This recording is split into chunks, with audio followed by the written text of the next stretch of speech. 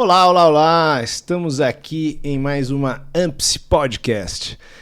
Meu nome é Rodrigo Machado, colaborador da AMPSE, e hoje eu estou aqui com uma ilustre convidada, a Juliana Iocomiso, psicóloga, na verdade neuropsicóloga, e que trabalha numa ilustre equipe lá do Proter, né? E hoje a gente vai falar sobre a avaliação neuropsicológica no idoso, né? Então esse enfoque mais psicogeriátrico. Muito obrigado pela presença aqui, Juliana. Agradeço de antemão sua visita. Obrigada a você, Rodrigo, por me receber, pessoal da AMPSE. Estou super feliz de estar aqui. Legal. Bom, a gente sabe que a população está envelhecendo, né, Juliana? Então eu queria entender um pouquinho, antes da gente chegar de fato na importância da avaliação neuropsicológica, sobre esse cenário, né? Esse cenário de envelhecimento e das doenças atreladas a esse envelhecimento. Conta pra gente um pouquinho.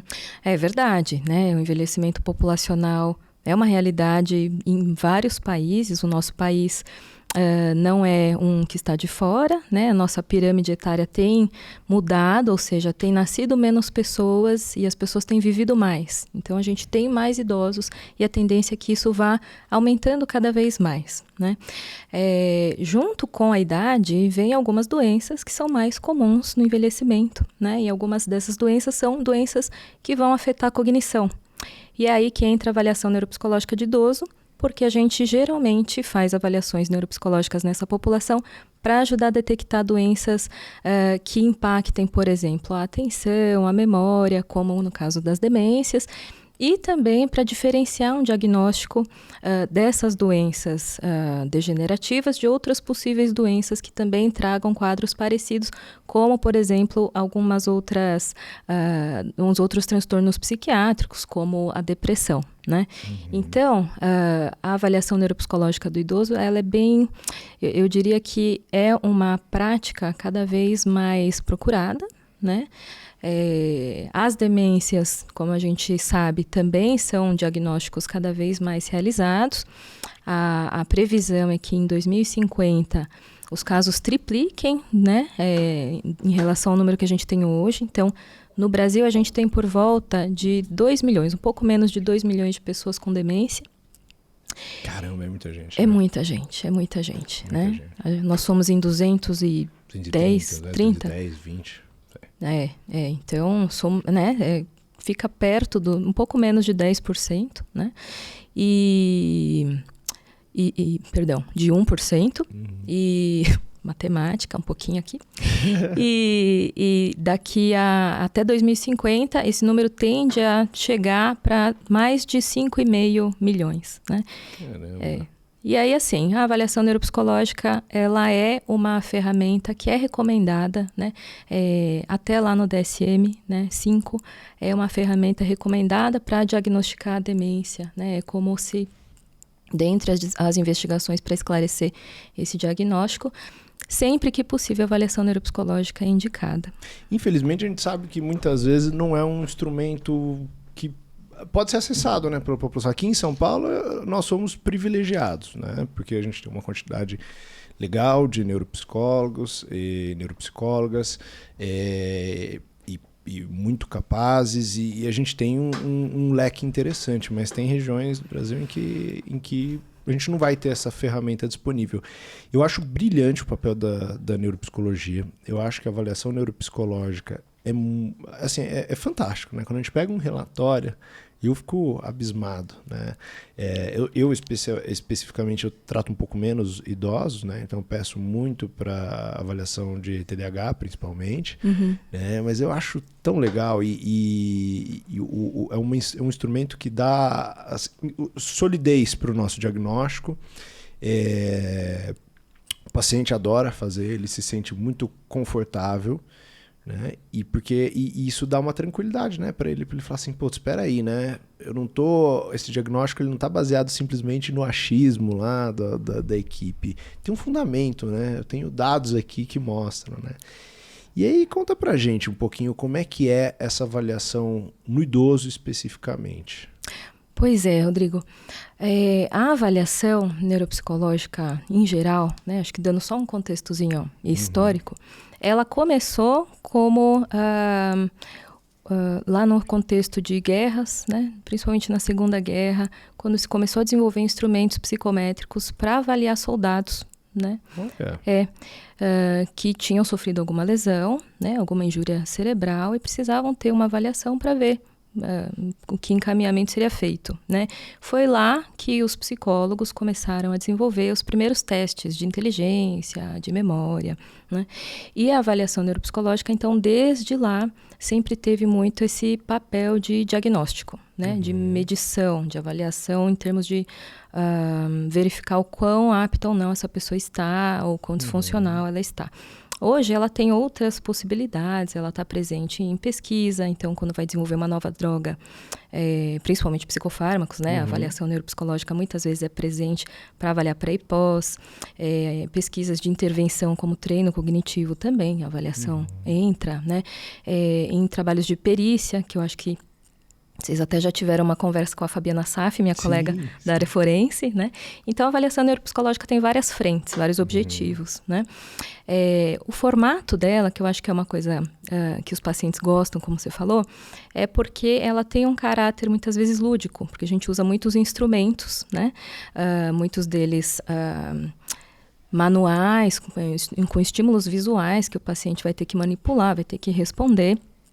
E eu acho que a avaliação acaba sendo um processo de autoconhecimento, porque esse paciente vai chegar ao médico com uma dúvida, o médico encaminha para avaliação para complementar a investigação. E muitas vezes o médico está com a dúvida também.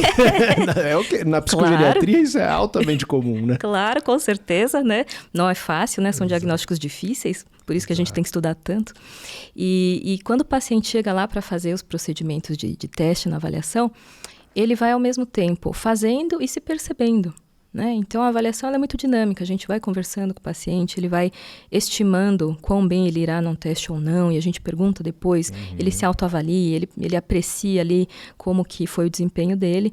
E eu acho que depois, quando a gente tem o laudo, né, e conversa com o paciente, é aquele momento em que o paciente objetiviza, sei lá, estou inventando talvez uma palavra, mas ele consegue enxergar ali, né, um mapeamento de como ele funciona em termos da cognição, e isso é muito legal. Isso é muito tranquilizador, né?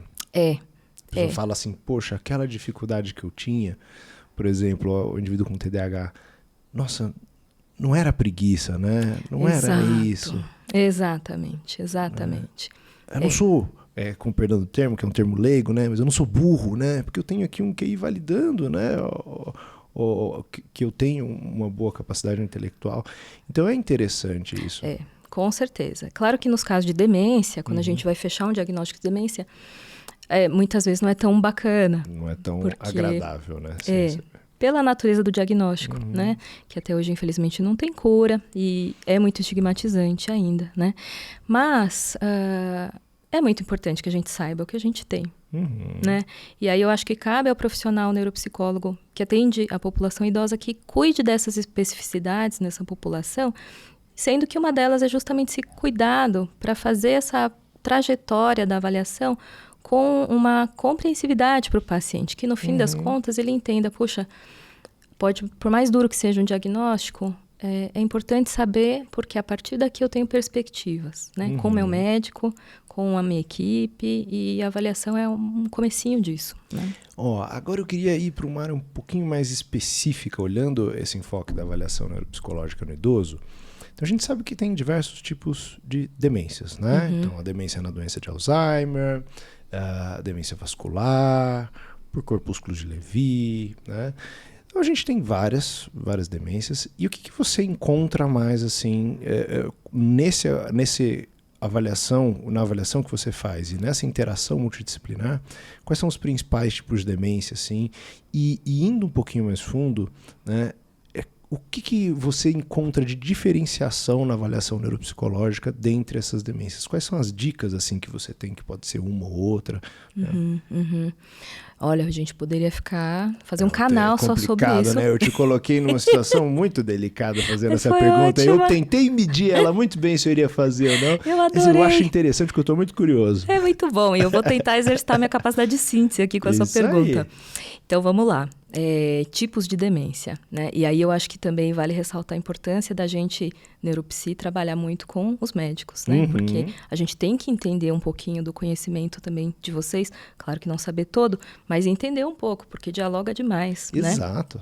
Então, os tipos de demência a gente tem que conhecer quais são os sintomas iniciais, qual é a evolução, que tipo de interrogação a gente tem que estar atento a, né, com o paciente. Para poder significar aquelas pistas que você encontra na avaliação. Exato. Então, você perguntou do tipo mais prevalente, eu acho que acaba sendo da doença de Alzheimer, porque é mesmo a demência até hoje mais prevalente de todas, né? Tem gente que diz que futuramente vai se inverter para a doença vascular, né, a etiologia vascular, mas a doença de Alzheimer ainda é a causa principal de demência, né? E aí, nos casos de avaliação neuropsicológica para hipótese de doença de Alzheimer, a gente vai estar muito atento a, geralmente, achados de alteração de memória recente, alterações de memória operacional, que pode ser um tipo de função executiva, na linguagem, né? Claro que a gente vai não só testar, a gente vai fazer uma anamnese muito detalhada antes. A anamnese é essencial e, às vezes, a parte mais importante até da avaliação. Os testes só vão subsidiar, né, os dados da anamnese. E essas alterações de memória, principalmente, vão ter que ter uma correlação com os dados do paciente e da família, né? Outras doenças, outras demências, como, por exemplo, causadas pela doença de Parkinson ou por corpos de Levy, tendem a ter alterações visuais, visoespaciais, né? E a gente vê isso, então, em testes de estímulo visual, como a gente, por exemplo, pedir para o paciente reproduzir um desenho, fazer uma cópia de um desenho, ou memorizar um desenho e depois fazê-lo de cabeça, e a gente pode ver essas alterações, ou mesmo com testes com estímulo tridimensional, como cubos, e ele tem que formar construções usando esses cubos de uma forma que fique igual a um outro modelo que a gente deu, e a gente pode ver, por exemplo, erros de rotação, de construção daquele elemento. Então, em alguns tipos de demência é mais comum esse tipo de alteração. Tem as demências frontotemporais, né, que são várias, mas as demências com essa origem de alteração frontal e temporal tendem a ter mais alteração em função executiva, no comportamento. Então, às vezes, a gente associa com teste cognitivo algumas escalas também, né? Deixa eu ver o que mais. Eu acho que essas são as principais. Poxa, não sei se exatamente isso que eu queria saber. Respondeu e com maestria. Deixa eu te perguntar uma coisa, Juliana. Se você pudesse dar uma dica, assim, tanto para os psicólogos clínicos quanto para os psiquiatras, no sentido de... Eu sou um fã de escalas, adoro. Eu tenho quase um colecionismo por escalas lá, assim, então eu adoro escala de tudo. Que você acha que tanto o psiquiatra clínico, que está lá na linha de frente, quanto o psicólogo, quais testes desses de screening mais inicial, para que vai fazer esse filtro inicial, quais testes você acha que seriam fundamentais? As ferramentas que eles têm que ter e que eles têm que saber manusear para falar, opa, aqui pode ser um paciente com demência. O que você acha? Para o psicólogo, né? Isso. Bom, eu acho que o psicólogo tem que saber sempre o mini-exame do estado mental, né? Acho que o mini-exame do estado mental é um teste de rastreio cognitivo que existe desde 75, não vou mais ousar fazer conta de matemática aqui hoje, mas já faz um bom tempo, né? E é super usado, né? Então, acho que o mini-exame do estado mental é muito importante, e não só manuseá-lo, como entender também as notas de corte a partir dos vieses principais, no caso, a escolaridade, cultura, idioma, né? Entender que a gente tem uma população super heterogênea de idosos em termos de reserva cognitiva potencial, né? A gente tem idosos que... a nossa coorte atual, né, de idosos, tem muitos idosos que lá pequenos precisaram interromper estudo para trabalhar na roça, ajudar a família, então estudaram o mínimo para aprender a ler e escrever um pouquinho. E a gente tem idosos que são professores universitários, né? Esses idosos, eles vão ter um neurodesenvolvimento, uma neuroevolução diferente. Então, a pontuação que a gente espera para eles, até no mini-exame do estado mental, que é um teste de rastreio cognitivo, é diferente. Então, o psicólogo também tem que lembrar dessa desse detalhe extremamente importante. E pegando esse gancho dessa questão da diferenciação de nível educacional, isso vai influenciar, por exemplo, na evolução da doença, por exemplo, com um quadro demencial, esse paciente que talvez ele tenha mais o que a gente chama de reserva cognitiva, né, no avançar de uma doença. Como que você vê isso na prática, nas avaliações? Tem uma diferença muito grande, né? Então, resumindo, a reserva cognitiva, ela é como se fosse uma poupança que a gente vai juntando na vida, que nos protege lá no envelhecimento, na terceira idade, quanto mais a gente guardou nessa poupança. E o que são as coisas que a gente guarda nessa poupança? A gente não ter sofrido problemas de nutrição na infância, não ter, né, tido subnutrição, a gente ter estudado mais anos de escolaridade no tempo normal, então ter feito escola no tempo normal ou faculdade no tempo normal, a gente ter tido ao longo da vida trabalhos que sejam estimulantes do ponto de vista cognitivo, né? Não ter doenças fora de controle como hipertensão, doenças que têm risco vascular. Então essas são algumas reservas que a gente tem, né? E aí um idoso que acumulou mais essa poupança, por exemplo, estudando mais, ele é esperado na avaliação neuropsicológica que ele renda melhor. Né? Então, a gente tem lá nossas tabelinhas, o neuropsicólogo trabalha muito com tabelas. Você consegue fazer um ajuste? A gente tem que fazer esse ajuste. Às vezes a gente tem um instrumento ou outro que não foi designado especialmente para idoso, e aí a gente tem que usar o nosso raciocínio clínico, nossa avaliação clínica para interpretar aquele resultado devidamente. Né? Isso acho que é uma limitação, porque, enfim, eu acho que carece de pesquisas em psicologia e em psicometria para a gente desenvolver ainda mais instrumentos específicos para a população idosa heterogênea e a gente poder dar conta ali. Mas a gente precisa desse olhar clínico para levar em consideração, né? Então, às vezes, um desempenho na média para um idoso que estudou muito, né, não é tão bom quanto para um idoso... Pode já indicar um declínio, né? Exatamente. Né? Para um idoso médio, talvez a média seja tudo bem, mas para um idoso de alto funcionamento, essa média não necessariamente é boa, né? Então a gente pode dizer que a reserva cognitiva é como se fosse essa gordurinha que eu tenho aqui na barriga, né? Que é uma reservinha que eu estou estocando aqui para o inverno, para quando eu passar fome. Só que seria cognitivamente. Brincadeira, né? Brincadeiras à parte.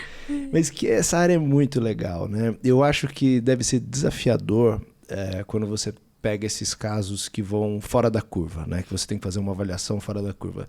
Por exemplo, né? Eu imagino, não sei se você já teve a oportunidade de pegar, por exemplo, uma avaliação de um idoso com um histórico de superdotação, então, tudo indícios de vida que indicavam um QI bem acima da média. E aí você vai investigar um declínio cognitivo desse idoso. Eu tô só te colocando em roubada aqui, né? Eu tô adorando. Pode pôr. Você já se deparou com essa situação? Olha, não consigo deixar de pensar uma pessoa que eu avaliei recentemente e ele é assim, na área dele ele alcançou o máximo na carreira dele e era uma carreira que envolvia muito a parte intelectual e ele tá vivo, tem 2 formações, fala 5 idiomas e eu o avaliei quando ele estava fazendo 90 anos. Olha. E ele saiu super bem, dava para ver a inteligência ali extremamente preservada, elementos como raciocínio abstrato, que é difícil de decair mesmo aos 90 anos, estava tudo muito bem, e começou a ter uma certa fragilidade em função executiva, ou seja, uma certa desinibição cognitiva, não é que ele estava desinibido do ponto de vista verbal, falando coisas inadequadas, mas alguns marcadores de alteração de função executiva apenas, né? Para uma pessoa de 90 anos, em que a partir dos 90, 1 em cada 2 pessoas tem diagnóstico de demência, ele estava super bem, né? E eu acho sim que essa superdotação, podemos até chamar assim, eu acho, contribuiu para segurar, né? Para ele se manter realmente e desenvolver muitas estratégias ao longo da vida também para driblar possíveis dificuldades, né? Interessantíssimo. Olha, infelizmente o nosso papo está acabando, mas foi muito legal, muito legal. Eu sou muito curioso nessa área, eu adoro, sou fã dessa área da neuropsicologia. Acho muito 10. Agradeço aqui pelo papo super agradável, Juliana. Nossa, você é um poço de conhecimento e engrandeceu aqui essa manhã de sábado com essa conversa. Muito obrigado pela presença. Foi um prazer, Rodrigo. Obrigadão, obrigada, AMPSE. E é um prazer colaborar com vocês. Adoro a ideia, a iniciativa, tudo. Obrigada. Legal, obrigado.